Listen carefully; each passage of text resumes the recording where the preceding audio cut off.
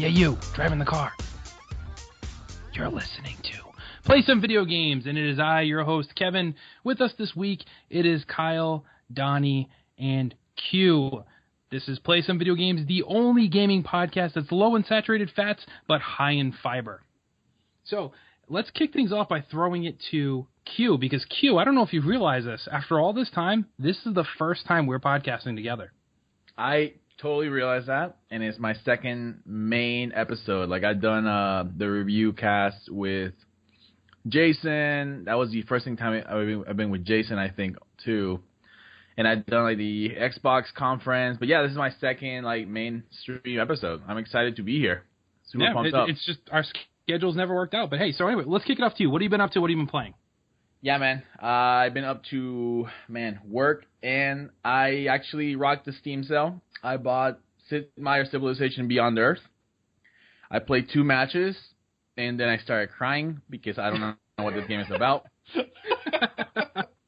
I literally was on turn 200 of my second match, and I'm I didn't even save the game. I just hit X. Well, no, I hit exit, and I just walked away from my computer. It wasn't even a rage quit. I wasn't even angry. I was just depressed. I was depressed at a game that I knew it got some bad criticism. It got some negative criticism, but I thought, well, you know what? I'm just going to give it a shot because it was $16. Nope. I don't get it.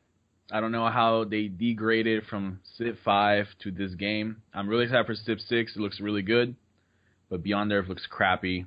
So I quit Beyond Earth. I'm playing Civ 5 now, which is much better to, kind of get that bad taste out of my mouth. Let's see. Today, actually, when we're recording on Thursday, Warzone Firefight came out. No, that actually came out yesterday. My bad, for Halo 5. So they finally added Firefight back to the Halo 5 playlist, and it's awesome. If you haven't checked it out, you should. I'm going to probably put up some videos on our YouTube channel. And actually, after we record, I'm going to team up with 5 or 6 of my buddies, and hopefully we'll get to win, because it's actually really hard to win a firefight match. Like the bosses are pretty overpowered, so you're just grinding out the bosses, but it's enjoyable. I've been playing some Overwatch. I posted a really long stream on YouTube, on our YouTube channel. It's an hour and a half long. It took forever for my computer to process. I'm pretty sure it almost burnt out my computer. Yeah, I did some raging on Overwatch, and but you know what? You win some, you lose some. I've been doing some there's some websites called OverwatchLG.com and LFG. Basically, you post a message, say, hey, I need some teammates. So I've been meeting a lot of random people online, and just everybody, unlike other games, and when we get Overwatch review podcast up, Mo and I talk about this. The community on Overwatch is actually pretty nice. I haven't met any people that are just out for themselves so far, at least. Everybody kind of works together as a team. So far, I haven't minded playing with randoms, people online, because it's actually been a pretty good experience. And finally, I've been also a game that has broken my heart, Mighty Number 9. I also posted some stuff on YouTube. And yeah, I don't really want to talk about it. Just watch the videos. It's when you go to when a new restaurant opens up in your town, and you were really excited, and you go, and then you get diarrhea the next day, and it was that restaurant because that's the only thing that's new to your diet, and you're really sad because you really wanted to like that place, but in the end it's just gonna give you diarrhea. That's kind of what my number 9 is. So yeah, that's what I got. All right, I don't know how you're going to top this, but Kyle, buddy, I feel like it's been so long. What have you been up to? I know. I was like, man, don't throw it to me next. How am I going to top gaming diarrhea? That's a rough one. Work, E3, a lot of E3 things are going on, and it's interesting because once E3's over, I kind of don't want to play video games for a while. I just kind of feel overloaded and, overwrought on all that stuff. But it was a cool E3, and, we haven't done a regular podcast in a while, so I was really stoked to do this tonight. I'm excited. But what have I been playing? Actually, a lot since I've been last on and we last did a normal show. I posted a review for Oxenfree, and that actually was quite a while ago, but I haven't had a chance to talk about it on here. That's a great little game. It's a fun little adventure game. It came out on Xbox One and PC, I think, in January. Finally got it to us lowly PS4 people last month, and it's a good little adventure game. It's not super long, probably 3 or 4 hours. I really like how they do the dialogue in it, whereas in a lot of adventure or Telltale games, like whoever you're talking to is going to finish their sentence no matter what. You can actually interrupt people in this game, which is kind of cool. Like you pick, as soon as you pick what you want to say, it just pretty much interrupts whatever's going on, and that kind of has an effect on how the game goes. You can also completely play this game without ever saying anything. You can choose not to respond at any point to anyone who's interacting with you, which I think is kind of a cool thing. And it changes the way the game goes. It changes your relationships with people. So I definitely recommend it out. The story is a bit odd. It's definitely an odd story. It's not going to be for everyone, but it is good. I enjoyed it. I would recommend, if you like adventure games, I definitely would encourage you to check it out. I've also been playing a game called Score Rush Extended. This is just a little game that it's a local co-op twin-stick shmup. It's really good. I've enjoyed it. I really enjoy those games that, as people have heard me talk about, and I tend to review games that are smaller and fit into this, that are just those twin-stick, how good are you, challenge you to be better style games. I'm not super great at this. When I was playing this a lot, I had got my high score to be like number, I don't know, like 150 or 154 in the world. Now I'm way, way, way down the list. I haven't played in a while. When I went back to it a couple days ago, people have clearly gotten better. So it's a really fun game. I plan to do a review for it at some point. I have all the screenshots to do the review. I just haven't done it yet. But it's a solid game. If you like twin-stick shmups, I would definitely encourage you to check this out. Like Q, I've been playing a decent amount of Overwatch. That game is just a good time. I don't know. I know. I don't know if it's going to be my game of the year, like it's sounding like it's an early front runner for many people, but I have a lot of fun with it. And there was, I think, the perfect example of why I enjoy this game happened actually when I was playing last night. I was playing with a whole bunch of random people, and the game started, and the other team was just absolutely working us. They got the payload to the first couple of checkpoints in no time, and they got it to the point where they were probably 50 or 60 meters from the end. There was like 8.5 minutes left in the game, and I was like kind of frustrated with my team because I was like, what are they doing? This just isn't going well. And then we held them for the last 8.5 minutes to win. So that's awesome. I things like that just happen in that game where you're like, you feel like you're being completely overwhelmed. You don't know what's going on. But if you just take a step back, breathe for a second, let your team regroup, you can completely change the tide of it. And I think it's a game that individual skill matters to a degree. There are definitely people who I'm like, wow, that person was better than I was. But team play is so important. Team play, I feel like, is going to trump the really good individual player almost all the time in that game. And, there's going to be exceptions to that. I'm not particularly great, but I feel like I hold my own. But it's a good time. I think that's a game that I will keep coming back to. I was worried, and I wasn't originally going to get it because I thought that game might pass me by because I wouldn't play it often enough. But every time I've jumped in, I felt competitive. I feel like their matchmaking is pretty solid. I never feel like I'm being totally outclassed. And the games, for the most part, are pretty close. There's been a few steamrolls, but I've very, very rarely played a game where I felt like we were just being completely obliterated and couldn't do much about it. I jumped back into Persona 4 Golden on my Vita. This is a game that I have never finished, and with Persona 5 having a release date now, I said, okay, I definitely have to finish this game before February, which sounds kind of funny. Good luck. Well, I know, right? Because it sounds kind of funny because it's like, well, you just started playing it again, but I'm on my Vita, so I only play it for 20 or 30 minutes at a time. And I'm probably about halfway to that 100-hour finish, so this is going to take a while still. But I really enjoy it. It is a fun game. I just had put it down for a few months, and I jumped back into that. And then Sony has been having a ton of sales lately. A ton of sales. Yes.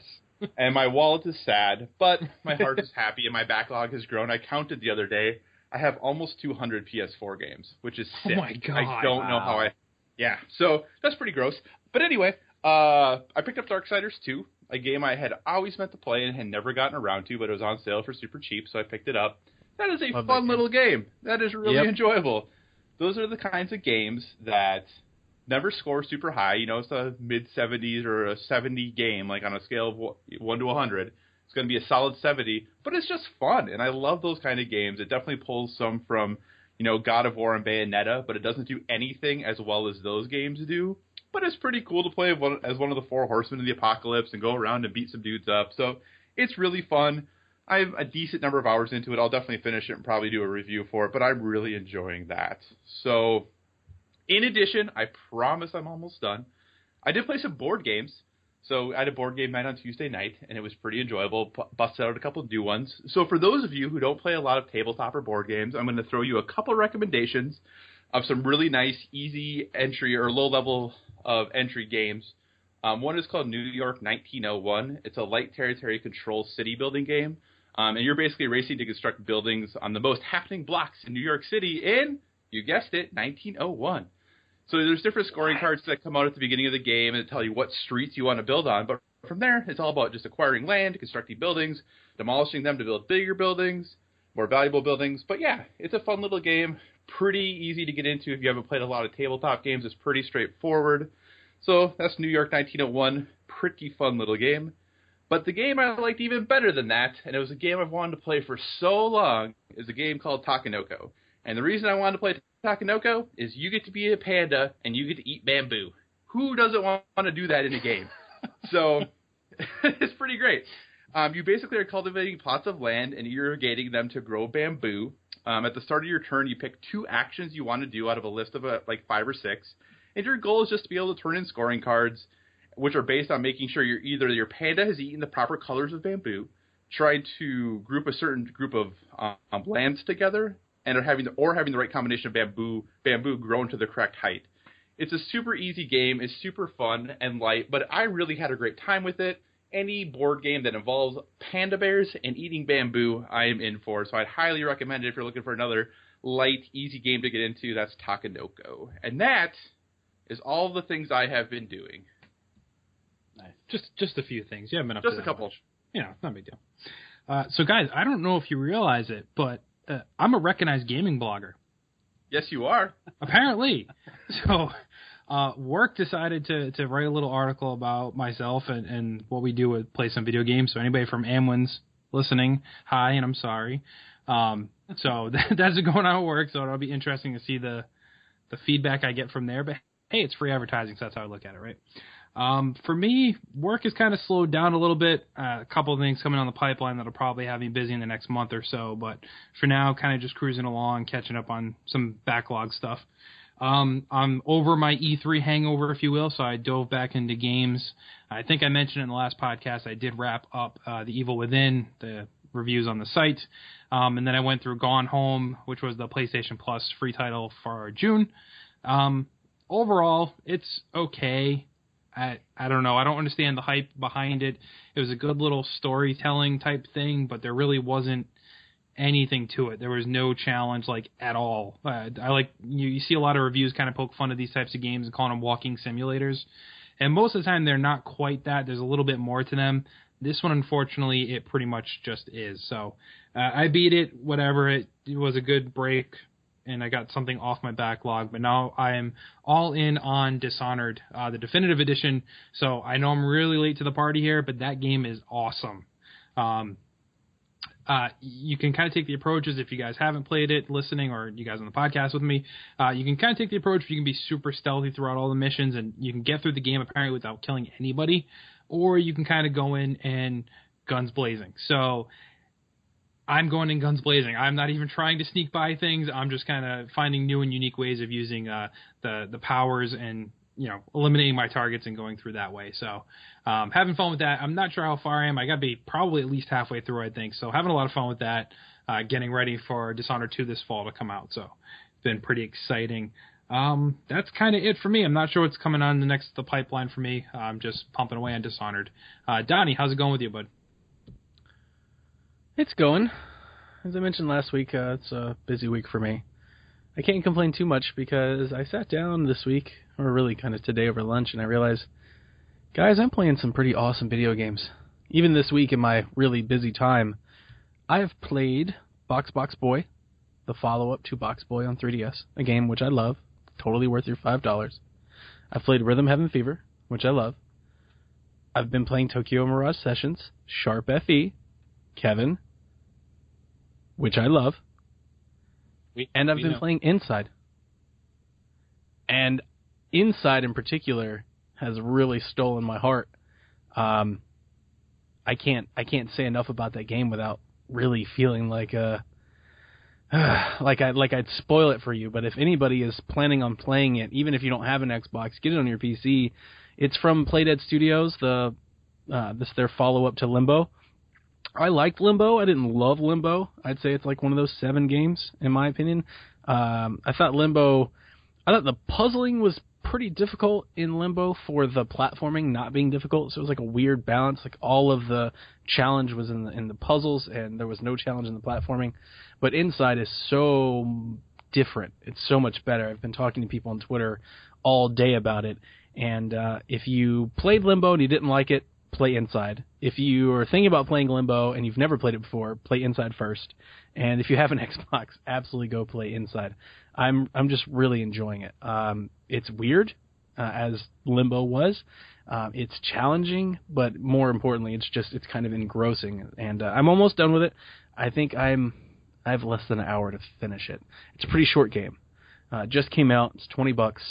I think it's 3 or 4 hours. I think I'm about 3 hours into it, and I think I may have less than an hour to go to complete it. But I'm really enjoying those, and some really fun games that I've been playing while my week has just been hectic and full of 10 and 12-hour days. So I'm really enjoying it. Kyle, I love Darksiders too, man. I'm glad you're playing it. It is everything that's good about God of War and a little mix of Zelda wrapped up in a bow.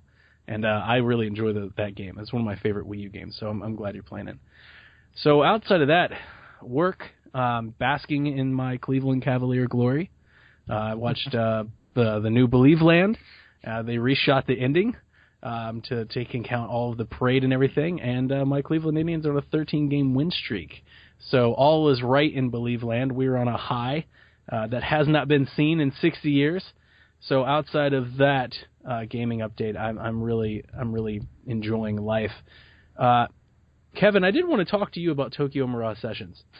Are you sure? Yeah, I do. Because here's the thing. We both saw the previews. Yes. And we both saw preview gameplay, and I've been mentioning that like the battle system to me kind of looked very Xenoblade, and like the whole thing was very like hardcore RPG. The relationship system very Persona-esque. Dude, this game is a Pokemon game. and it didn't dawn on me until I started to play it. This is a damn Pokemon game. And I don't care what anybody, and I said this and people are like, "Whoa, it's got this, it's got that." And I'm like, I get that. It's still a Pokemon game. I'm going to give you the elevator pitch of this game now that I've put my hands into a couple hours of this game. All right, you ready? I'm ready, Donnie. I watched your stream when you were streaming that game, and I don't know if it was a cultural disconnection, but as a Puerto Rican Mexican, I have no idea what was going on in that game.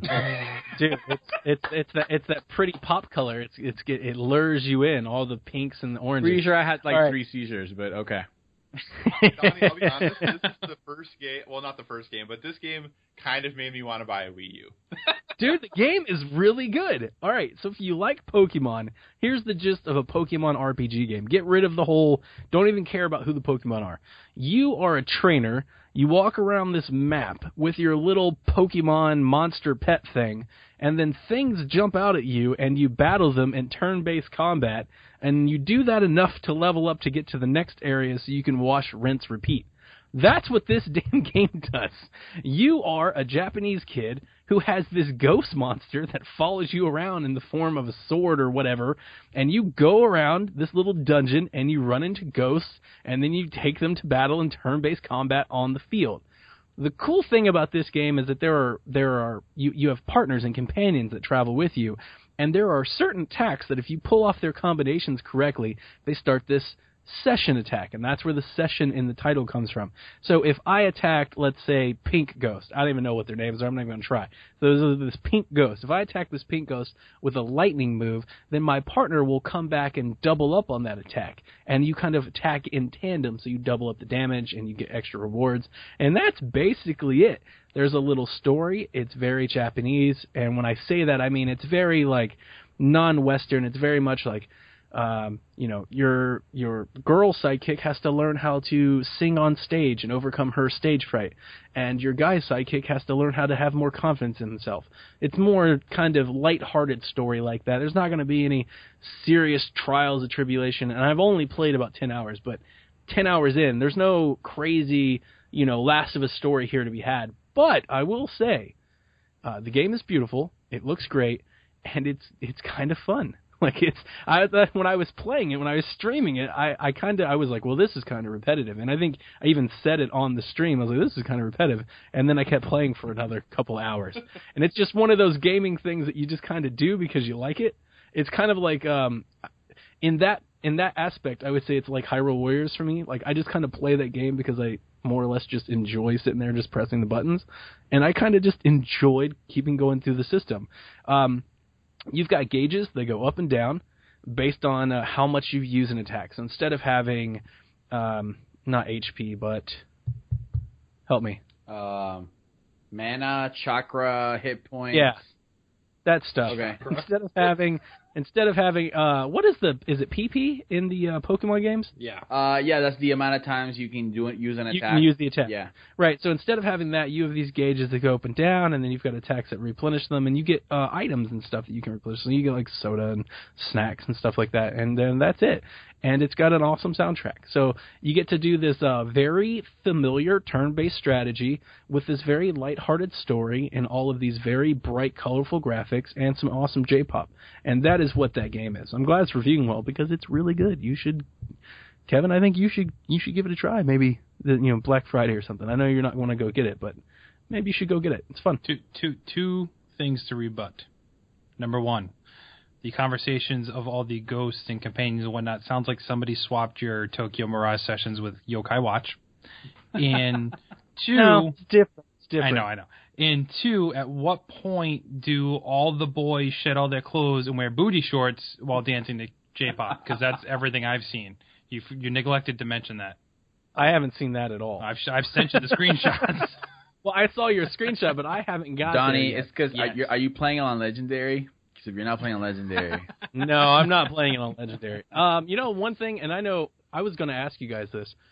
I don't know how much this means anything to you guys at all, but I said it in my stream, and it really rings true. Tokyo Mirage Sessions has the best menu system I've ever seen in a video game. Do you guys ever notice anything like that? Do you ever notice like start menus or pause menus or how things are organized or how you get in and out of things? Yeah, Yes. I think I noticed when a game is ergonomically efficient. It's like, okay, I don't have to hunt down whatever the crap this is. So I definitely noticed that stuff for sure. Yeah. Yeah, so it's got this awesome menu. It's very laid out and organized, and it's beautiful. Like, it's got all these different art scenes behind it that are, like, moving and stuff, and they're very colorful, and they change as you swap around. And when you click, like, you have this screensaver that pops up, like this big animation. It's very colorful, and it goes away. When I was playing, I was just like, man, this is really neat. This is that above and beyond polish that most developers don't put into games. I would say I noticed when those things are really bad, and that is the reason that I purchased and stopped playing The Witcher 3 in like 2 days. Because I was that doesn't do. Oh man, you're killing me. That's one of my games to do. I thought the menus and just the inventory management, everything in that game was a nightmare. So I was like, I'm done with this. I don't have time for this. And I get I'm in the vast minority there. Everyone loves The Witcher 3. I didn't, but that's fine. Wow. Maybe I won't either. Wah. That's it. That's what I had to say. That's what you had to say? Okay. That's all. That's all the game. Okay, that's all the game. All right. Well, this week's episode is brought to you again by Taco Bell. What are you laughing for, guys? No, because I just love how much, like, the last paycheck they sent me was just ridiculous. I'm like, I don't deserve this much money. And then there was a gift card for like 20 chalupas. I just gave it away. You got 20 chalupas with the gift card? Yeah, man. It's crazy. Oh, well, Taco Bell wants to remind you, every now and then we all kind of end up on the struggle bus. For us, most of the time, it's during this podcast. And, it's often triggered by being super hungry, out of cash, or sometimes both. So at this point, you kind of just settle for whatever you can get your hands on, right? Wrong. You need a juicy steak meal at an awesome price to get you back being a more fulfilled you. That champion at life who lets the ride of negativity pass them right on by. Just like Q does every time he plays Mighty Number 9. That's right. The quickest route there is through the new steak flatbread sandwich, featuring tender braised steak covered in a melted, not one, not two, but a 3-cheese blend, smothered in chipotle sauce and cradled in a pillowy flatbread at only $1.49, guys. $1.49. It's incredible. Taco Bell would also fired. Yeah. Someone's getting fired. Taco Bell also would like to remind you, you can now order online and pick up at the drive-thru at most locations. I've done that myself. It's pretty damn awesome. You just place the order. You pull up to the window. They said, "Hi, can I help you?" And take your order. And you say, "I placed my order online." They say, "Okay, just drive on up." You don't need to swipe a card. You don't need to pay. Nothing. You just pick up your food and you're on your way. And remember, you can use our promo code PSVG right now when you order online as well. So, anyway, moving along. It's time, guys. We have some messages. So it's time to dive in and answer some questions from the fans. Message for you, sir. Okay, and first up with the questions this week, we got a question from Robert. He wants to know, guys, there's a lot of different summer sales going on right now between the Steam sale and PlayStation, as Kyle mentioned, throwing out a bunch of sales. Nintendo had some pretty decent sales going on as well. He wants to know our tips to surviving the summer sales with our wallets somewhat intact. So, because Kyle mentioned he felt the most pain going through this process so far, let's throw it to you, Kyle. So what tips do you have to survive summer gaming sales? So, first off, I have to say, we really need to start sharing these questions with each other ahead of time, because it's really hard sometimes to think of the answers for these on the spot. However, I will say this one I have a good answer, and what that is I have a list. Sometimes it's in writing, sometimes it's on my phone, but I have kind of a general list of games I'm interested in. And the reason I do that is because when these sales happen, I only allow myself to purchase games that are on that list. So if something is really on sale and it doesn't make my list, I clearly didn't care enough about it at the time to put it on my list, so I don't buy it. It's been unfortunate that the last couple sales, a number of my games that are on my list have been on those sales. So that's what I do. It might sound kind of corny, but it really helps keep me honest about, I really wanted to play that, or did I want to play that because it's $1.49? Like I said, I have almost 200 games on my PS4, so it's not like I clearly have no problem buying games, but that's what I do. I just have a list that I kind of keep going. It's on my phone, like I said, and once those sales are posted, I pull that list up, take a double cross-compare, and say, okay, am I spending $0 or $100 today? It all depends. Yeah. Kyle has a list that's just really, really long. That's why it is pretty long, but it is not every game. No.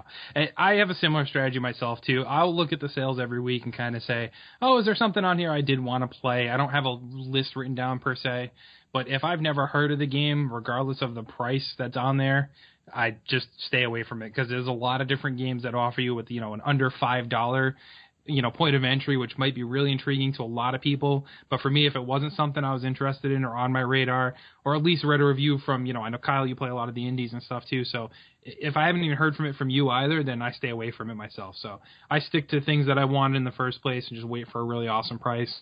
I picked up Grim Fandango on the PlayStation sale right now for $1.49 remastered. Didn't even realize at the time when I bought it, it's actually cross-play, and you can play it on PS4, PS3, and Vita all for that $1.49. So that's just insane. So that's what I do. Q, how about you? Yeah, so you said the guy's name was Rob. Rob asked this question? Yes, sir.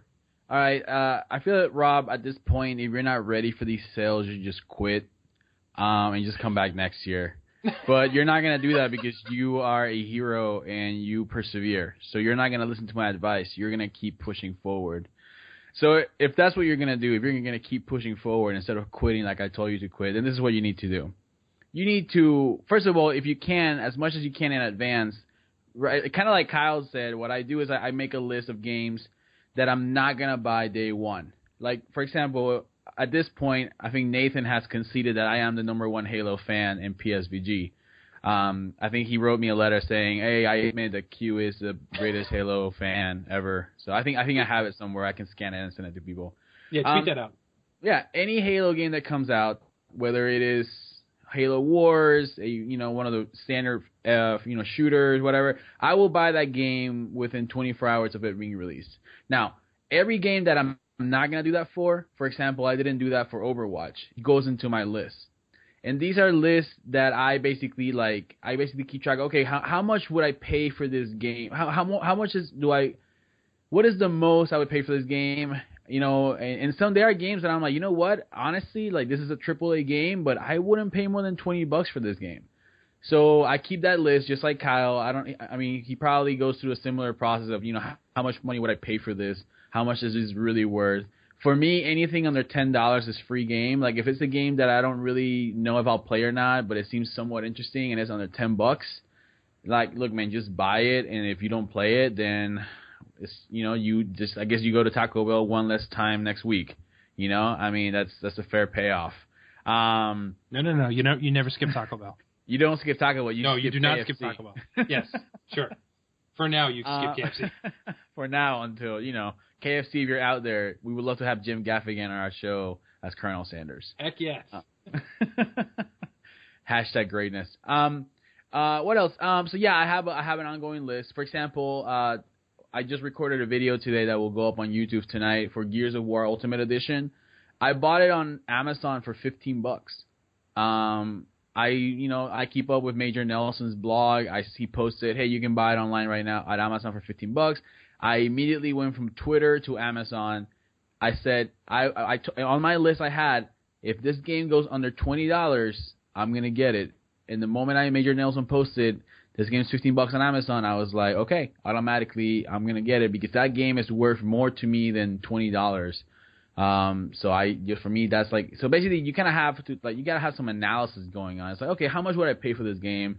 How much would I pay for this game? And you still make some bad decisions. Like, for example, like, I'm gonna get in trouble for this, but I really should have waited on Doom. I bought Doom day one, and I really feel like I should have waited till it was more like, $30, $40. I don't think I'm getting $60 worth of entertainment out of that game right now. So that was a mistake. That was a mistake on my part.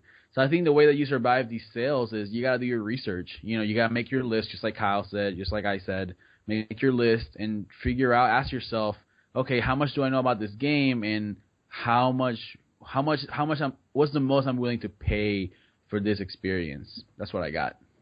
Q, I have two questions for you before we jump to Donnie. I will have an answer most likely. Okay, number one, when you say you go to Amazon, you of course mean you're going to smile.amazon.com, right? Absolutely. Perfect. All purchases go to a anti-human trafficking nonprofit that I support. Oh, absolutely, Kyle. Awesome. Very cool. Second question, when you say every Second Halo answer. game, does that include Spartan Assault? I own Spartan Soul and Spartan Strike. That's all. You buy them day one. That's all. Fandom that's question. all I'm gonna comment. That's the end of my commentary right now. I'm gonna go back to the locker room. We beat Spartan Assault. Jeez, come on, Q. My son beat that game. Oh. No, whoa. I beat that game. I'm just saying, And that's true. He actually did. I'm just saying that that game was it was a very unique experience. I'll just leave it like that. All right, so Donnie, we'll throw it to you. What advice do you have other than quit and give up till next year and make a list? Don't listen to me. That'd be my advice. Sure. Don't listen to me. You heard it here, I'm Rob. terrible. Don't listen. I'm terrible at this. Yeah, I'm terrible at this. I bought Fire Emblem, the whole super package, special edition, and sold it because I definitely was not ready to play that much game on 3DS, even though I really do enjoy the game. But the problem with that game was the value that it held just ate at me. As I would sit there and play another game, I'd be like, you spent so much money on this other game. If you're not going to play it, you might as well get rid of it. I'm a sucker for sales. I think we all are to an extent. And you're right, sometimes you get burned. I got burned last Black Friday when I bought Assassin's Creed Syndicate and The Witcher 3 because I got them both for $20-25 a piece digitally, and I still think that's a really good value. I just haven't even booted them up yet. I've been playing other things, and it seems like I always have them on my to-do list next, but there's always a game coming that gets sandwiched in between, and I just keep pushing them off, and it more or less just made me realize I was never really intent on buying those games. I more or less bought them because I thought they were great value, that one day I might, play them. So I have tried to limit myself on the sales stuff, and I really have done well. I haven't bought much that's went on sale because it's went on sale recently. I'd say the past couple months. If there's something I bought, it's because I wanted to play it, not because I got an amazing deal on it. Over on 3DS this week, Renegade Kid, the developer of Mutant Mudds and Zeo Drifter, ran a sale on all of their 3DS games, and I did pick up Dementium Remastered because it was half off. And I wasn't planning on buying that game anytime soon, but I picked it up because that developer has so many games on 3DS that I enjoy. I love Mutant Mudds, I love Zeo Drifter, and he made a Moon Chronicles game, which is like this first-person Halo shooter type thing on 3DS. So I more or less just threw the guy $7 because I really enjoyed his work, and I'm going to get to it. So that's the last time that I've done something, but I really haven't done anything on major console just because it's been on sale recently. So my advice to Rob is don't buy a game that went on sale if you're not going to play it immediately. If you're going to play the game next, go ahead and buy it. Don't buy 4 and 5 things on sale because chances are you're probably not going to get there. Because by the time you get there, the thing that's coming down the pike is going to take your place because there's always something coming. Unless you have a website of 100 people all playing games with different genres of liking, you're never going to be able to keep up with it. There's just too much, guys. There's just so many games coming. Yeah. I've already started lining up my purchasing plans for the fall, and I'm going to miss out on the majority of the fall. I was just like, wow. Everybody's going to be playing all these games, and I'm going to be over here playing Tokyo Mirage. Tokyo Mirage Sessions, because it's a long game. I will say, one of the latest sales, I did buy a Dragon Age Inquisition because it was like $6. Yeah. And I was like, when the hell am I going to have time to play that game? I have no idea when I'm going to play it. Then why did you pay the $6? Because it was $6. Because it was $6. It's hard to turn away a game when it was like Game of the Year last year, and it's like, now it's $5. You're like, I mean, I get it. That's exactly why I bought Witcher. Yeah. I bought Witcher because everybody just clamors how amazing it is. And I was like, it's worth $20. See, but for me, like, sorry, I don't mean to, like, jump in, but I feel like, according to my standard, an under $10 game, even, like, especially a game of the year like Dragon Age, like, I feel like that's, whenever you get to that game, whenever that ends up happening, those will be some of the best $6 you've ever spent, because that game is worth $100 in my book, and if you bought it for $6, when you get to that game, it's like, oh man, this game is totally worth. Whenever that actually happens, I feel it'll be worth it. But. So you have a really good point, and it's something that I always mention in our reviews on Play Some Video Games is how much I paid for the game and the value that I place on it. The Order I got last Black Friday for like $8. And I played it, and I loved it. I was like, this game is great. And I'm wondering how much of my love for that game was the fact that I paid for it for $8 and not $60, right? Because it does change your opinion. No matter how many times people, oh, my God, it didn't change my opinion. I'm an artist and reviewer. That's crap. If you paid $60 for a game that you beat, and right, like, it's going to be different if you paid $8. It's why I love Box Boy. Box Boy is not an amazing game. It's a very simple, dumb, monochromatic puzzle game. But it's $5. For $5, it's a great $5 video game. So there's always a value proposition, and that I don't mind. It's just that for me, it wasn't that I would buy a sale or jump on a sale for a great game. Is that we would have a sale, like a PSN summer sale, and I would buy 10 games, right? And I might get to 2 of them. Right. And like a year would pass, and there'd just be games in my library that I've never even downloaded, but I acted on them on the sale. So I have actively tried to limit that and push that back. So now I really only jump on a sale item. Now, if there's a game that I want, I'll buy it day one if I want it. But if something goes on sale, I now actively tell myself, are you going to play it, or do you have something else to play? And if I have something else that I'd rather play, then chances are I'm going to skip it. Yeah, that's fair. And there you go, Rob. If you're still awake, we thank you for sending in your question. If you haven't quit like I told you to already. Yeah. Yeah, he just stopped listening right there. You're like, you should just quit. And he's like, okay, done, delete. Lost a subscriber. Way to go, Q. Thanks, Q. Our second question tonight comes in from James. He would like to know what are some of our favorite go-to summer games. So let's throw it to Q this time first. Oh, man. Are these games that you play, like, every year? Like, you replay them? Or are these games that, like I don't know. Can you expand that? It sounds like like stuff you might go back to during the summer. Yeah. Man, it's a little bit weird. This is my first summer being back a student. Normally, my summer involves no different from, like, the rest of my life, just working and stuff like that. Yeah, this summer definitely a different dynamic. I guess I'm working, but not as much as like if I was actually getting like a real job. What are some go-to summer games? Man, I love playing games that devote a lot of time during the summer. For example, and I'll say the summer, but also kind of like Christmas time, because it's when I get to be home a lot, or get to be home more. What? That is the opposite of the question. Well, no, he's saying when he has a lot of free time. Summer, but I'll also say Christmas. Well, yeah, because for me, summer means, I get to do more stuff, after 5, rather than do homework and write papers and stuff like that. So that's how I'm analyzing the summer personally, and I don't think we should allow it. Evan, if he plays the same type of game, if he plays the same game, it doesn't really matter then, right? That's true. So just don't mention Christmas. Your summer game queue is what?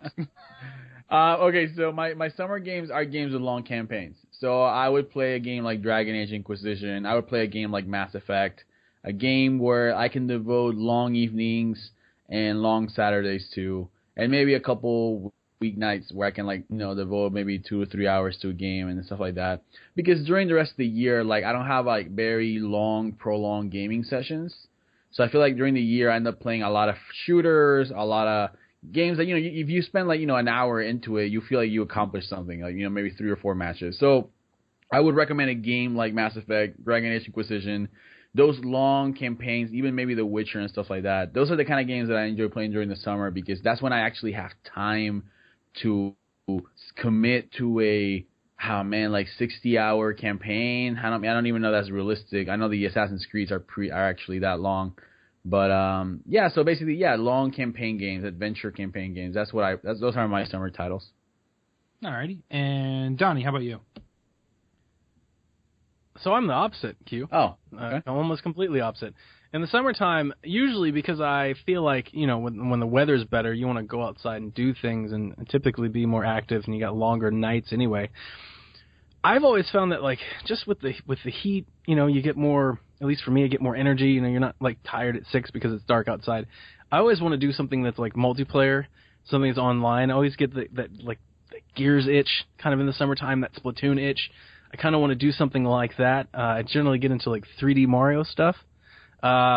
We just bought, and one of my updates that I forgot to mention, we just bought a Nintendo 64. I mentioned on the last podcast that I was kind of feeling nostalgic about it. My kid, man, he's loving WWE right now. He's all into wrestling. So I totally bought a 64 with 4 controllers, Mario Kart, and wrestling. We've been beating the crap out of each other, WCW, NWO Revenge. And I think I like it because I can jump into it for 20 minutes, have a great time, and then I can get back on the grill. Or, I can get back to, whatever we're doing, wherever we're going, and it's kind of in and out, but we're still playing the game or having fun. So for me, the summer games are anything that I think is very energetic, something that I think is very lively, as opposed to something that's very solitude, something I can play couch co-op or online multiplayer, but something I can bring friends into the mix. I think I play more, it'd be interesting to chart, I think I play more Guitar Hero and Rock Band in the summertime than I do in the winter. Just because I think I'm more up to it, so kind of the opposite of Q. All right. See, I'm on the same boat as Q, and that's mainly because I'm a ginger. So the summer, I fear for my life, and I try not to go outdoors as much as possible. So for me, historically, I'd have to say, where do you live? Either in Boston? Well, no, Providence, Rhode Island. So yeah, close to. How hot does it get there? It's very humid up here. Right now, today was 88 with the humidity. It felt like 95. 101 degrees here in Atlanta. Yeah, but I'm a ginger, so it's 200 degrees to me. So, but anyway, so for the last, I can't even tell you how many years, probably 7 to 8 years. During the summer, I historically always play long campaign games. And honestly, I think every summer it's been Fallout 3 or Fallout New Vegas.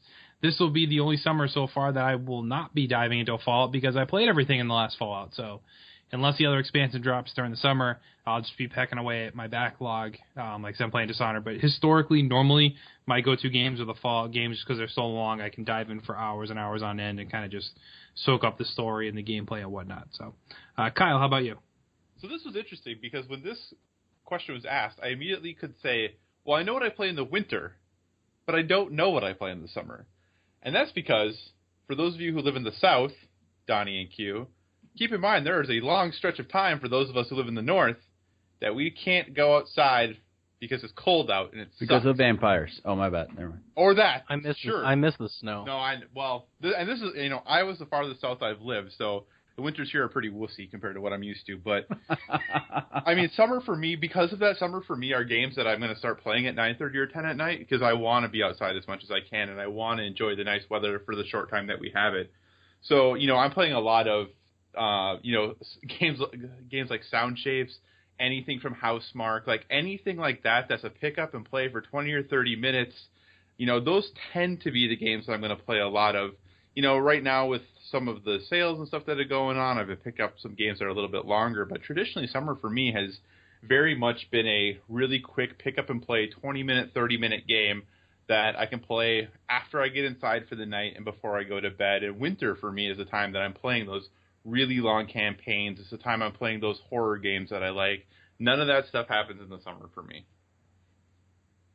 Well, there you have it, James. So that's our go-to summer games. And with that, fellas, that closes the mailbag for tonight. So we are going to move on to the meat and potatoes of tonight's podcast, the main event. Coming off their win of our best developer presentation at E3, we're going to talk our favorite Ubisoft games. So we discussed some of the strengths Ubisoft had was its diversity in the types of games it kind of puts out. Its presentation had pretty much something for anybody, no matter what type of gamer you are. So we decided to take a look back and just kind of see the games that Ubisoft has put out and pick our personal favorites. We'll talk a couple on the podcast tonight, and we'll post the full list on the site like we've done historically with other lists, and let you know what the other guys who did not make this week's podcast, what their favorites are as well. So let's throw it first to Kyle. Let's start with you. What's one of the titles from your list you'd like to talk about? So since we just talked about summer games, and something you'll notice about my Ubi list is most of the games are quite a bit more recent. But one of those games that was a perfect summer game for me was Valiant Hearts: The Great War. This was one of my top games of 2014, and I want more games like this to exist. I enjoy adventure games, and this game really took World War I and told a touching and gripping story. And World War I, obviously we have, Battlefield 1 coming out this fall, but World War I isn't a war we see a ton of games about. This was a little bit of an adventure puzzle game. The puzzles were really simple. The gameplay was straightforward, but the art was exceptional, and the story was really spectacular. So I wish Ubi would do more with their Ubi art games. This was one of the things I was most disappointed about E3 this year, is we didn't get something else like Valiant Hearts or something else like Child of Light or even another Rayman. But Valiant Hearts: The Great War, definitely one of my favorite Ubisoft games. Excellent. That one was not on my list. That kind of surprised me there. Donnie, what's one from your list? Child of Light. Yeah. I love the art style. I mean, that is one of the most beautiful games I've ever seen, and I love that it's co-op, that it's couch co-op. I played through that game with my daughter. It was her first entrance into RPGs, and she's more, she still, I wouldn't say she still plays them, but she's open to that genre because she played that with me. And the fact that I could play and kind of coach her together, and we could co-op it and in tandem beat that game together, was a really rewarding experience and one of my favorite Wii U experiences. So, Child of Light from Ubisoft. There you go. So I will go next, and I'm going to go way out in left field here, and only because this game probably isn't considered great, but I have fond memories of it, and this game was... Actually, it was a Wii launch title, too, so we're going Nintendo on this one for me. And it is Rayman Raving Rabbids. That's right. Yep, good one. Absolutely loved that game. It was the most absurd and weird party game I think I've ever played. Mini games, but you had like pseudo bosses, but you had like triathlons. You had to shake your booty with the little rabbits. You'd feed them. There was Ghost Bunnies, Bunny Invasion, Super Rabbit, like the characters. It was just a lot of fun. It used the Wii in a smart way. All the different types of controls, whether you're using the Wii remote as like a fly swatter or as like a riding like crop, whip the horse. And you had like the little dance mini games and stuff like that. It was just a lot of fun, and I remember playing it with my kids and them just laughing hysterically at the rabbits themselves. So I had a lot of fun with it. It, like I said, it's not considered a great game by any means, I don't think, but it's something that really stood out to me as a great Ubisoft title. And I'm pretty sure I've played quite a few of these. I know I had 2, and I think 2 was good too, and then I kind of fell off a little bit from there. But the first 2 games for me, I had a blast with. So Rayman Raving Rabbids is definitely on my list. Q, how about you? The most memorable Ubisoft game I ever played is Splinter Cell Blacklist.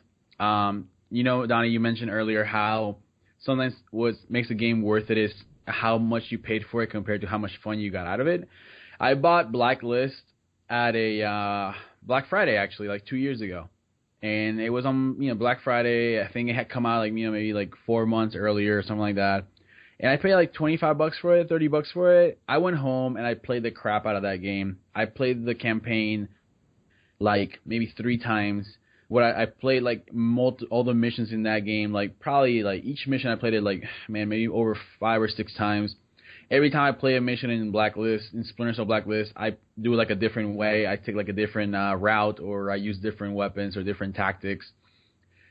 That to me is the epitome of what a Splinter Cell spy game should be like. And every time I think of Splinter Cell Blacklist, I'm just like, I get a smile on my face because I'm like, yes, that was a game that set the standard for me with what a Ubisoft game should be like. And obviously, you guys mentioned other games. And honestly, I forgot Child of Light and Valiant Hearts were Ubisoft games, to be honest. I completely forgot about that. I guess when I thought of Ubisoft games, I thought of like the stereotype, the stuff that kind of takes up the stage at E3, I guess. So definitely Blacklist is a game that I will keep going to and that I will never stop praising that game. That game was awesome. Alrighty, so Kyle, throwing it back to you, bud. All right, so going a little further in the backlog, but not too much here. I'm going to pick Prince of Persia, but the 2008 one that came out on Xbox 360 and PS3. This was the one that you couldn't really die in, which I'll admit, when I first played, I was kind of annoyed by the fact that you couldn't die, because I was like, well, there's no consequences. You can do anything that you want to and see if it works, and if it doesn't, no big deal. And if it does, great, you get to move on. And that's actually, when I thought about that, when I really kind of fell in love with that game, because I'm okay with death having a consequence in games, and I think there are definitely games that death, means a lot and it's a big deal. But every once in a while, it's nice to be able to play a game where you could just try something and it doesn't really matter. That you can be like, I'm not quite sure what to do in this scenario. This seems like it might be crazy enough to work. Let's give it a shot, and if it doesn't work, that's okay. It lets you take risks and do things in ways you might not otherwise do, rather than just play it safe the whole time because you're like, man, I don't want to die, or I don't want to lose my progress, or I don't want to do that, something else and have to start back over and replay the last 20 minutes. So it's definitely not a perfect game. I think the reviews and things for it were pretty decent, but I just really kind of fell in love with that game because, man, the idea of being able to kind of do what you want, explore things in the way you want to, and really not having a ton of risk to it was kind of freeing and refreshing in games. So, Prince of Persia from 2008. Nice. All right, Donnie, back to you. Rainbow Six Vegas. I love that game. Obviously, it's on my top list. I really enjoyed it, especially when it came out. I played it on 360, and it was so different for a shooter when it came out, with the color aesthetic especially. The whole Call of Duty Battlefield thing, and everything was really beige and like dark green jungle stuff, and here we go, Rainbow Six Vegas, man. You're talking casinos and bright neon lights, and everything's red and pink, and there's glowing oranges and stuff, and I really enjoyed that game. Great battle system in terms of being able to issue commands, which is kind of ahead of its day, and I love that game. So I have a list of like 7 here, and I'm still trying to narrow down which ones I'm going to put in my top 5. So I want to make sure that I gave Rainbow Six Vegas some love. There you go. All right, so next one up for me then is going to be another weird title. And this one actually, ironically enough, was also on the Wii. A little game called No More Heroes. I don't know if any of you guys played this at all, have you? Travis Touchdown. Travis Touchdown, that is right. So this was developed by, directed by Suda51, who's kind of known for his really wacky games. And this game was basically, you had basically what was, for all intents and purposes, a lightsaber, but it was referred to as a beam katana. And your guy's kind of a loser, but he has his beam katana and he decides to be an assassin, and he wants to be the #1 ranked assassin, so he has to go and kill other assassins. It was a very weird type of game, but the art style I think was really, really cool, and I don't think there was any game at the time that looked like that at all. But it was a really, mesh of like lightsaber fighting with kicking and punching, and then you throw in a bunch of wrestling moves, because Travis Touchdown was a wrestling fan as well. But yeah, it was just a really weird, quirky game, and I know they did a port. Well, they did 2 on the Wii. No More Heroes 2 was out, and then they did Heroes Paradise was on the PlayStation 3 and Xbox 360 in Japan, but it did come eventually to the U.S. as well. But it was like censored or something wacky like that. So I don't think those games played as well as the Wii version did, just because the whole lightsaber mechanics obviously is built well for the Wii. So that was another weird, wacky one I wanted to give some credit to. But yeah, Travis Touchdown. If you can still pick the game up and play it, it's definitely worth playing, I think. At least the first one. Second one's kind of but definitely a lot of fun. So give it a shot. No More Heroes. Q, back to you. Yeah, I may get some heat for this one, but Assassin's Creed Revelations. And this is why, because Assassin's Creed Brotherhood was the best Assassin's Creed, but I personally believe that Assassin's Creed Revelations is Assassin's Creed Brotherhood, but perfected.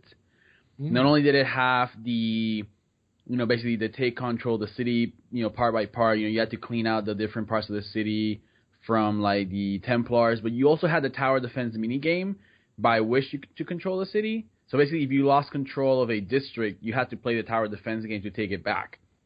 In addition, you had like the largest arsenal of weapons and technologies that I think the main character of Assassin's Creed has ever had access to. You had bombs, you had grenades, you had the pistol, you had, I don't know, you had maybe some kind of dart. I mean, you had like probably 20 different weapons, which means that you could play Assassin's Creed in the way that you wanted to play it. I feel like later games like Black Flag and Assassin's Creed 3, yeah, I mean they were really good games, but they really limited the type of weapons that you had. And I feel like Revelations gave you like the most variety of weapons. In addition, it also had that little system where you could like deploy assassins throughout the entire continent and conquer cities. So it had like a tower defense minigame. It had the regular gameplay, which I thought was like a really solid story. It was like the end of the Ezio. Kind of like the end of the Ezio storyline and the end of the Altair storyline, and those two storylines converged into one. I thought it was one of the best written Assassin's Creed games, and to be honest, every single Assassin's Creed game since that one, with the exception of probably Black Flag, I think Black Flag was way too long, and that's why that was my main negative to Black Flag. But I think Revelations is my best Assassin's Creed game ever. Mostly because it took the lessons from Brotherhood and it perfected them. Fair enough. Kyle, let's go over one more from your list. All right. So I think I might have talked about this game before on the podcast, maybe for games people missed out on or something. But Call of Juarez Gunslinger, which was actually developed by Techland and published by Ubisoft. It was just a downloadable title, but it's just a fun little game. You play as bounty hunter Silas Greaves, and you're basically in a saloon telling patrons about all of your adventures. And they're giving you free drinks, so like your little story sets up, your kind of next mission. And it's just a nice little cutscene followed by you playing the scene that's been introduced, and there's just some shooting and some scoring. And yeah, it's just a good little time. There's nothing spectacular, revolutionary about it, but the reason this game had to be on my list is before I got rid of my Xbox 360, I turned it back on, make sure everything was working okay before I sold it. And I was like, well, I'm going to play a game quick, just make sure things are working. So rather than put a game in, I looked at my downloaded titles and Call of Juarez was there, and I was like, well, let's just play that. About 5 hours later, I was like, well, I guess it still works, so we'll call this good. But it's just a fun little game that I lost myself in and really enjoyed. So Call of Juarez Gunslinger, highly encourage you to check it out. There you go. Donnie, what's next on your list? Outland, one of my favorite developers, Housemarque. Published by Ubisoft, came to 360, PS3. Did it come to Vita, Kyle? I don't know. I don't think it did. I know it's on PC. It's a great 2D Metroidvania Guacamelee type game. It was really Guacamelee before Guacamelee. It's a 2D platformer, beat 'em up, action, smash 'em game where you control your color. Awesome boss fights, beautiful artwork, really cool God of War kind of storyline, very gods and all that jazz, and it was really good, just really, really good. One of my favorite titles back on the old Xbox Live Arcade. So Outland. Okay, there you go. So for me, I'm gonna go retro, and it's only because I started gaming before you guys were born. But anyway, so this game was back in my day. We used to walk in the snow with. I'm the old man here. That's right. Kyle has me by a year, but as far as Donnie and Q are concerned, I was gaming before you guys were born.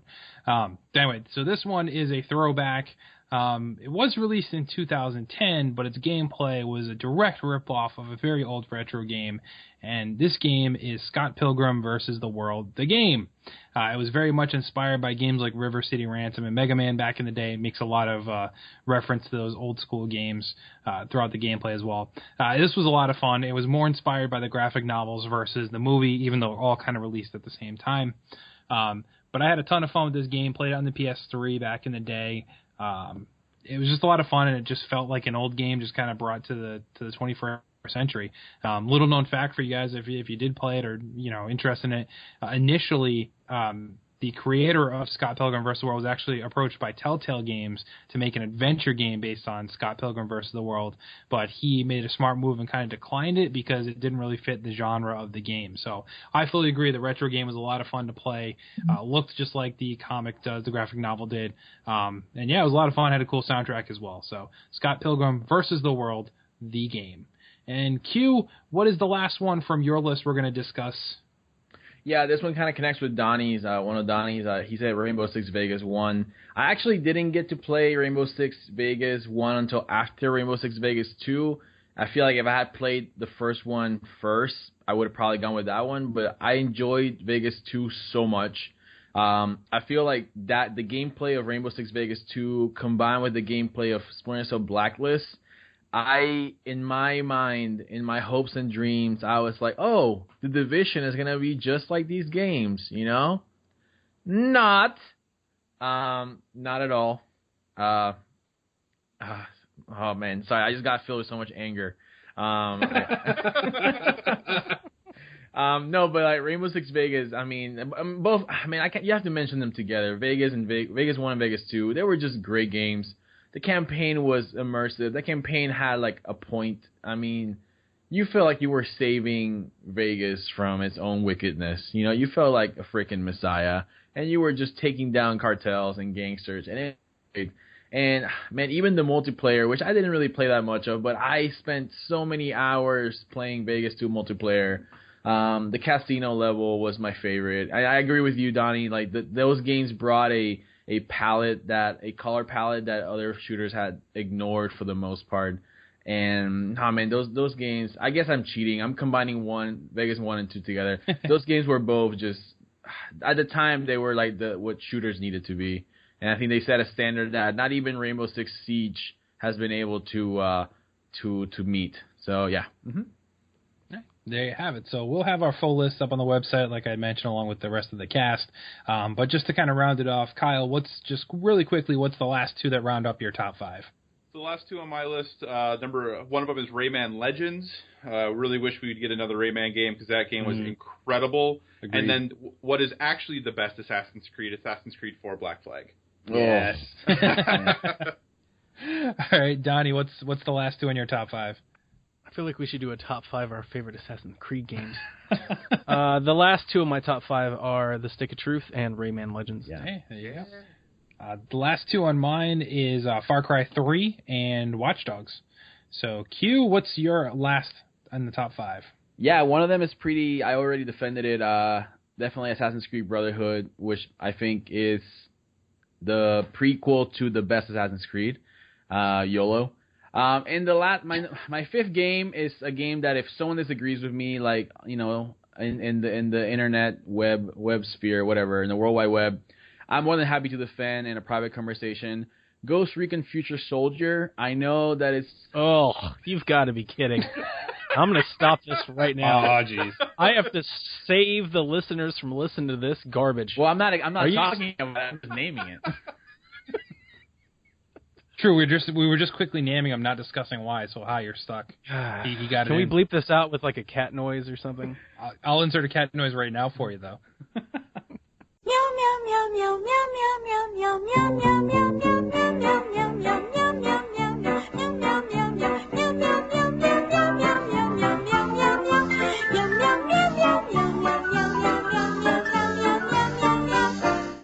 Just completely unrelated. So that wraps up our top 5 Ubisoft games, and it's quite amazing that, out of all the titles we mentioned, we didn't mention some of the other highlights that Ubisoft had out there, such as My SAT Coach, My Dutch Coach, Little Nicky, Hooters Road Trip, that was also on the Wii. And if you didn't know, they actually have published/developed 37 different Tom Clancy games in their history so far to date. They have. That's I was insane. contemplating putting N-War on the list, but I decided against Ooh, it. That was that's a good yeah, one. that was pretty good. But so that doesn't get on the top 5. no, not top 5 though. So that wraps up our main event. So guys, I think it's time to talk a little news. This week in Play Some Video Game News. Ew, what do you have for news this week? Yeah, man. So one of the biggest news, man. Like when I read this news, I was like, "Wow, this is a game changer." Man, I don't even know if I'm ready for this. I was reading Polygon, and Twitch now lets you watch people eat. You can now go to a category on Twitch called social eating, and you can watch people eat food, and that is a game changer for me. Like that's like wow. Like this is it's a game changer because this is the end of civilization. It's a negative game changer. Unless they're eating Taco Bell or Burger King. This is the equivalent of Halo breaking and you no longer getting to respawn. It's like what the crap? Like what's going on? Yeah, society will no longer respawn at this point. We're done. People will. I'm sad for the celebrities, the Twitch celebrities that will rise from this thing. Anyway, that's it. I'm like that's when I read that piece of news, I was like, this is not what Twitch. This is not what Amazon bought Twitch to become. But whatever. Is it? Or is it? Is it gamer food like one of your Twitters? Yes, but I don't film. Gamer food. I don't film myself eating sandwiches or a hot dog, which is what this is gonna end up being. Lobo. But see, now you can. Yeah. But see, now you can do it, and we have a Twitch channel. I think it's a match made in heaven. See, you keep saying Taco Bell, and I'm gonna end up doing it. And then we're gonna be here a year from now. I'm gonna be like, I know that I bash social eating on Twitch, but I just want to tell my 100,000 followers on Twitch that I am so thankful for your. As long as it's Taco Bell, it'll make for some amazing weekly updates. But so Q, what have you been up to since last week? Dude, 20 pounds. I'm sweating. I just ate 100 chalupas in a row for the Twitch channel. You can see the video on playsomevideogames.com, guys. And on that note, I'm going to go take a nap. Yeah, I got the meat sweats. Oh, that's disgusting. Great story. Great story. So, Donnie, what do you got for news? Gentlemen, I want you to mark your calendars. All listeners, mark your calendars for July 22nd. This will be a day that will be remembered long, long after it passes as the final time that we will wage war in Splatoon as the last Splatfest has been announced. It is beginning Friday, July 22nd, lasting through Sunday, July 24th. You will get to pick the team of your liking. Are you Team Marie? Are you Team Callie? The Splat Sisters. So Splatoon's getting its final Splatfest. I'm sure me and the kids will absolutely stream, usually at least all day on Saturday, just like we did for the Pokemon one. I'm kind of sad that this is the last Splatfest. I hope this means that they're moving, whatever development it takes to do a Splatfest. It's like usually like some character art and like a patch. I'm hoping that means that there's something new coming to Splatoon on NX, in the future. I don't understand why they just turn them off. I kind of like that we had these little community events that, made me boot up Splatoon, once every other month or so and jump in and see what I've missed. But yeah, that's the last one. Are you guys do you have a team of choice, Kevin? Are you going to play? Ooh, I might play. If I were to pick a team, I'd pick the green one. Is that Callie? I was see if you were going to say the name, I was going to go. Now tell me which color. I think Callie's green, right? Yeah. Okay, see. Callie. Team Callie. I knew it. But yeah, I might pick it up and play. I'm not 100% sure. It's the last one. I know, but That's it. There's no more. If you don't, that's it. It also seems weird that they're doing the last Splatfest featuring the sisters, and they still haven't released the amiibos yet. That's a little intriguing. Call. That's weird. Good call. But yeah, you think they just keep it running because realistically all they do is they use the same T-shirts and they just put a different graphic on it. It seems to be really simple. Like, why not just keep it going? It doesn't have to be like super awesome licensed stuff like they did the Transformers one or the Pokemon. Just do like hamburgers versus hot dogs. No, see, I didn't like those. I actually would go the other way. I mean, why didn't we get to Wage War Mario versus Luigi? That's true. What the hell? Why did that never happen? Yeah, there was a lot of easy ones that they just chose not to do. I don't know. Well, whatever. So, rest in peace, Splatoon. We'll see you on the NX, I'm quite sure. Kyle, what do you got for news? So, one of the worst-kept secrets in gaming has officially been revealed. The BioShock Collection is coming out September 13th. Yay. It will include all 3 games and the single-player DLC for each game. However, the multiplayer from BioShock 2 will not be included, but that's okay because it's not needed anyway. Nope. In addition, there will be a video called Director's Commentary, Imagining BioShock with Ken Levine. But between this, Skyrim, Modern Warfare, and since I only play on PS4, Tomb Raider, looks like I might be playing a lot of old games this fall. Yeah. So, fall of remasters apparently, but I'm excited about this. I'll definitely replay all 3 of them. BioShock, I think, is a really awesome collection. Are you guys looking at or thinking about picking this up? It is a full $60, but what are your thoughts? You going to get this? Yep. Yes, I'm totally on board. If I say that because I do want to ask you guys this. If the remaster looks like a remaster, yes. Have you guys been following with the Resident Evil remasters? Yeah, they're not real remasters. No. They look just like the old games. Yes, they do. don't look any different at all. I was like, this is terrible. So if it's remastered, and I'm sure it is because it's been in development for a long time. We've known about this game for a long time. So if it is, remastered and looks like a PS4 game, if they give me that Skyrim treatment that, Skyrim is going to give us this fall, then I'm totally going to get BioShock. We're talking about not just one of the best games, but one of the best series of all time on one disc. I mean, that's a no-brainer. You talk about that value, great value. Yeah, I'm on board too. 60 is a bit much for me in that regards, only because I've played all 3. If I've never played them, I would say hands down totally worth the 60. But I'm with you, Donnie. I want to see the actual remaster because that trailer they put out looked like it was the exact same thing and they just meshed them together. So I want to see it actually be improved. I don't think you have to do a whole lot with BioShock Infinite. I thought that looked really great, and I think the kind of slightly more cartoony style with the bright colors, that probably would still look decent on PS4, but I think 1 and 2 definitely need kind of an overhaul. And if they didn't deliver, then it's not for me at all. But if they do, it's definitely on my to-buy list down the line. What about you, Q? I am one of those people who have never played a BioShock, so I am. But everyone tells me it's great. It really comes down to what the lineup looks for like in the fall. I mean, like to be honest, like Destiny has an expansion, and Destiny is like that drug that I want to quit, but it always keeps coming back for more. But I'm with you, Kevin. I think $60 is a little bit much for me for a game that I really don't know if I'm going to enjoy it or not. I may wait till the spring, maybe like a sale when it's like a much better price. Is this like a holiday release? Because if it isn't, it might be at a pretty decent price at Black Friday or something like that. So September. So yeah, maybe even by Black Friday. Oh, Black Friday, yeah. Black Friday, it'll be at like at least 25% off, maybe 30% off. So yeah, I mean, I'm definitely interested, and I definitely want to play it, but yeah, for sure, I'm interested. Mm-hmm. Yeah. I bet you get it for half. Yeah. If it comes out in September, I bet you get it for $29.99. Especially because if you can get it for 30 or 40, it's definitely worth it, I think. Especially because it's a collection. If it was like a brand new game, probably not, but it's a collection, and they know that they get...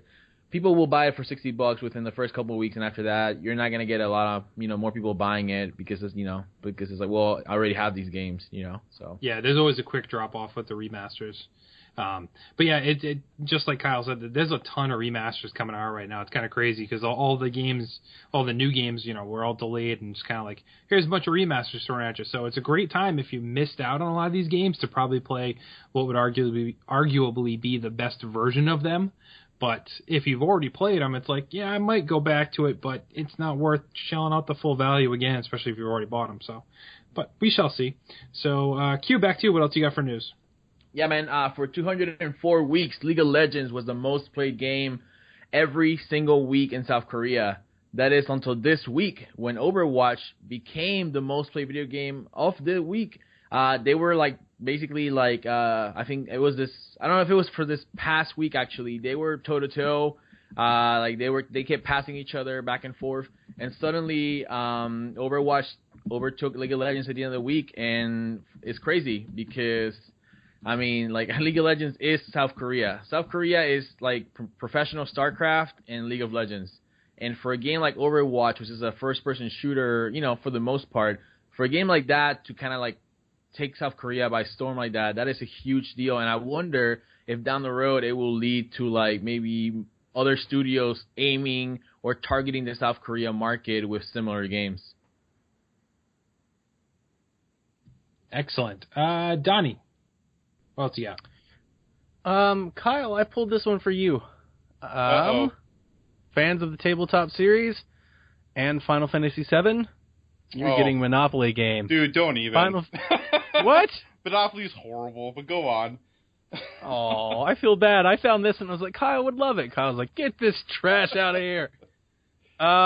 Anybody have a luxury edition of Monopoly in the house? No. No? No. I have Zelda Monopoly. I was say, luxury meaning like a different Monopoly? Yeah. I have the Nintendo one.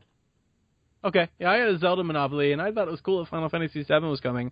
I know everybody loves this game, and when they announced the remaster, people lost their minds. Again, having played it, but never like played the whole thing and finished it, I really don't get the lore and the love appeal that this game has over folks. I hope it sells well. I hope this gets people excited and somebody buys it. I gotta say, I never thought of Final Fantasy VII as a brand that would get its own Monopoly game. Is that me not giving Final Fantasy the credit it's due, or is Final Fantasy VII like, or is Monopoly just doing that these days? Everybody gets it. Monopoly does everything now. There's a Monopoly version for every TV show in existence. So. Oh really? Yeah. Oh, see, I didn't even know that. I thought the Zelda thing was kind of special. Guess not. I think it's a cheaper process than we imagine. Like, you know, I mean, you're basically posting pictures on like a game, you know, basically this like template, right?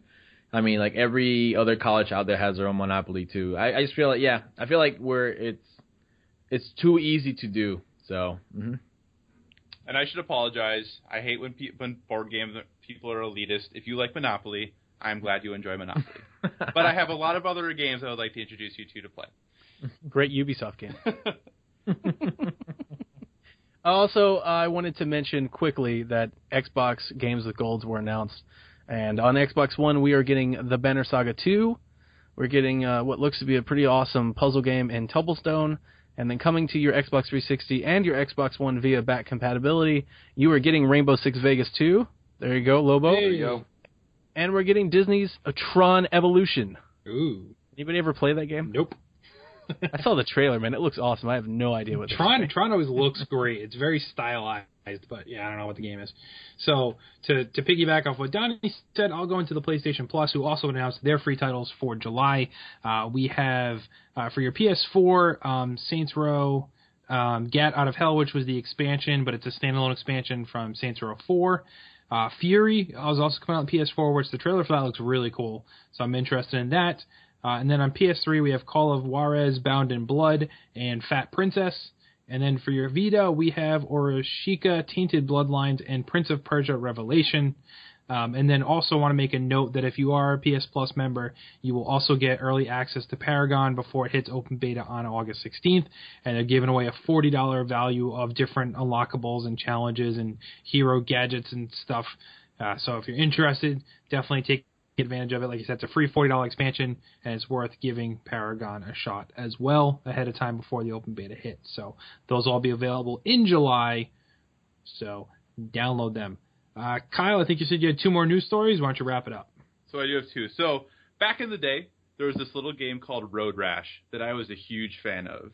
And in 2013, there was a Kickstarter for the spiritual successor to Road Rash, and it's called Road Redemption. And that got successfully funded. Now, this game was supposed to come out back in 2014, I think August of 2014. But now we have an official release date. So, October 15th, 2016 on PC, and January 15th, 2017 on PS4 and Xbox One. Nice. With the recent release of Mighty Number 9, I think obviously Kickstarter projects, people might be a bit skeptical, but there have been a lot of really good game Kickstarters, and this game has been in beta on PC for quite some time, and they're only releasing it on 3 platforms, not 10. So I hope this game turns out to be as awesome as Road Rash was. I don't know if you guys ever played the original Road Rash games, but I'm stoked for this. I really hope it's a good game. And also, Batman Return to Arkham has been delayed. Oh. So the fancy remastered collection of Arkham Asylum and Arkham City, with all the DLC, has been delayed. See, this game was supposed to come out July 29th, but the funny thing is, it got announced a month ago. Yeah. And now they delayed it like a day or two ago. I really am curious why, if they announced the release date a month ago for 2 months in the future, like, that game had to be almost done, right? Or those games? Like, how do you say, hey, we're going to release this in 2 months, and then a month later be like, oh, our bad, it's delayed, and it's delayed indefinitely. We don't have a new release date for it, and we don't know what it'll be. This just seems getting out a holiday. Well, I mean, it's supposed to come... So, I mean, it just reminds me a lot of when they went and announced Arkham Knight, that they announced Arkham Knight in March for an October 2014 release, and then... Yep. You know, a month and a half or 2 months later, we're like, just kidding, it's coming out a year from now. So I don't know what's going on over there at WB. This just seems weird. I just don't know what's up with that. I just found it very interesting that you announce a game that's supposed to come out in 2 months and then a month later are like, just kidding. Sometime it shall come out. I'm wondering if they were initially just going to kind of do like an upscaling and then decided against that and now wanted to do a full remaster, because they never showed anything for it at all. Not even like a teaser trailer, so I'm kind of wondering if that's the reason, but it's not good publicity because after the fallout that occurred with the Arkham Knight on PC and whatnot, I know. It turned a lot of people off, which I thought Arkham Knight, for me, it was worth the wait. I thought it was a fantastic game, one of my favorite games of last year by far. So if they do the remaster, I would like for them to do it right. I know a lot of people played Arkham City, but not a ton of people, necessarily played Arkham Asylum, the first one, if they weren't on board with it to start, but... Well, yeah, and I know it's only I think. I just think they're moving out of the window. I think now that the smoke is kind of cleared. I mean, you think about it. This is a remaster. It's another remaster that added to the fall lineup.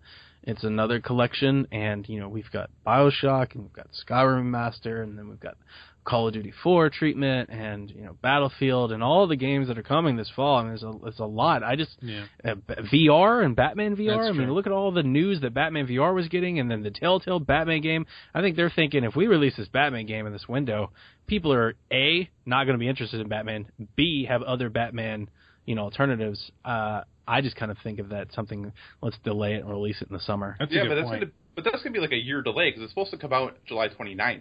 I don't see that Sure. as a fall game at all. Like, that's still very much a summer game. So, Yeah, you're right. I mean, I feel like if they are going to delay it at this point, you're right. It has to be like March, April, May next year before it's going to get any traction. Yeah, Maybe they'll throw that other one in the collection. Oh, Yeah, that's true.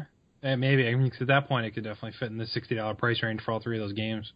Right. Well, and I know it is a porting studio who's doing it, so maybe with all the problems they had with Arkham Knight on PC, because that was done, I believe, by someone else, not them, that they are a little gun shy now and want to make sure it's everything it can be. Yeah, quality control is what I was trying to say, QC control. So, yeah, we shall see. We'll keep you updated as we hear. And then I'll end the news section with one last one that none of you guys brought up, and I'm shocked. So today, it was announced that we are getting a sequel to Wreck-It Ralph. Oh, yeah, I saw that. Yeah, Yep. 2018. Mario's going to be in it. Yep. 2018, Wreck-It Ralph, he will break the internet in this one, apparently. So, if you play Disney Crossy Roads, he's also invading Disney Crossy Roads, and he will randomly pop up and start wrecking your stages you're playing to kind of get in the way, which is kind of funny. I love that movie. Yeah. I thought it was a great Penelope is one of my favorite characters in so long. And they both signed up for the sequel, confirmed. They're the only two so far that have announced that they're definitely in the sequel, but they're both returning for it, too. So, ought to be pretty cool. That was one of my favorite Disney movies, and it kind of... I wasn't expecting a lot prior to seeing it, and then I saw it, and I'm like, this is awesome. So I just hope they can keep it going. But, I mean, Disney has quite the proven track record with that kind of stuff. So, but that will wrap up the news for this week, and actually it'll wrap up the show. So, Donnie, is there anything you'd like to plug? As always, come visit us on Twitter @_PSVG. We've been having a lot of fun interaction over there. Come visit us in the forum, the PSVG forum on the website. Also having a lot of fun over there, talking about games that we're planning on getting this fall, talking about what we're playing today, future purchases, really good retro discussion going on in the SNES RPGs forum and all that jazz. So having a lot of fun checking in and out of those and making sure that we're all communicating, talking, and keeping up abreast with what everyone is doing right these days this summer. All right, and Q, anything you'd like to plug? Yeah, man, the YouTube channel. Just, we have stuff going up all the time. We're getting much better at it. And and also show some love to PSVG and go to our Twitch channel, twitch.tv/PSVG. Just as you heard it, PSVG, that's right. It wasn't taken. We got it. Suck it. Go out there and go ahead and subscribe to us, follow the channel, and set your notifications on. So when one of us incredible gamers gets on and start streaming, you're like, oh man, my favorite online crew is on. Let me go check them out. Why would you deprive yourself of that experience? Go to the channel, look it up, and subscribe. Do it right now. Do it. Robert, I'm talking to you. You submitted the question. Go do it right now. And you can watch Q eat 100 chalupas. Yeah, that's right. Social eating coming to you. Only I feel here. like we should actually make that happen now. Yeah, I feel like we kind of have to now. There you go. First. Episode 100. We'll eat 100 chalupas. Among everybody. Yeah, of course. Yeah. No, we'll split. Yeah, we'll split it between the 7 of us. It won't be as bad, I guess. Still terrible. 13 chalupas a piece. You will not poop for a week. That will also be on Twitch. Oh, Kyle, save us. What do you got to plug? So, feel free to come play some Overwatch with me on PS4. My gamer tag is Psychocross, CYCOCROSS. You can follow me on Twitter there as well. I have a couple board games that are in the mail to me. One of them is supposed to be here tomorrow, which is a game called Scythe. It was a huge Kickstarter from last year. It's by Stonemeyer Games and J.E. Stegmeyer. So I'm really excited about that one. That's supposed to be pretty awesome, so I'll probably be doing a review of that soon. And the standalone expansion to one of the biggest games of 2014, Dead of Winter, The Long Night, is also in the mail on its way to me right now, so I should get that early next week. So I will probably be doing a review of that as well. That's one of my favorite games of all time. Really looking forward to playing this expansion, so look for those soon. Yeah, we got to get you doing more board game stuff. I like it. I know, just with the house possibly moving and having them all packed, it's been tough. But, hey, these are new, so then I'll have them, and it'll be great. Exactly. You play them, and then you pack them away. It's all good. So, yeah, you guys kind of covered everything. The only thing I want to remind everyone is make sure you continue to share with a friend. Our audience is continually growing every single week, and we appreciate that. As you can tell, we have a lot of fun doing what we do here on a weekly basis, and we're trying to get more content out to you as much as possible. So please continue to tell a friend. Rate us on iTunes. That helps get the message out as well and keeps us on the lists, and it'll pop up in people's search engines. And if you got good reviews, then people kind of take it to heart, and we'll listen to your podcast over another one that doesn't necessarily have great reviews. So continue supporting us there. And feel free to send us some feedback or podcast ideas. If you want to submit a topic, you could do so, as Donnie said, on the forum, or you can always email any messages to us at playsomevideogames@gmail.com, or you can send us a message on Facebook as well at facebook.com/playsomevideogames. So, we'd like to thank you all for tuning in for yet another week to listening to us fools babble about things such as eating 100 chalupas, not pooping for a week, don't buy any video games, just quit and wait till next year, and Tokyo Mirage Sessions, #, Sharp, FE Deluxe Ultra Edition Turbo 3.5. I can't wait for Kevin to get this game and fall in love. You're going to be waiting a long time. But anyway, I won't play it. But hey, all of you at home, never stop gaming.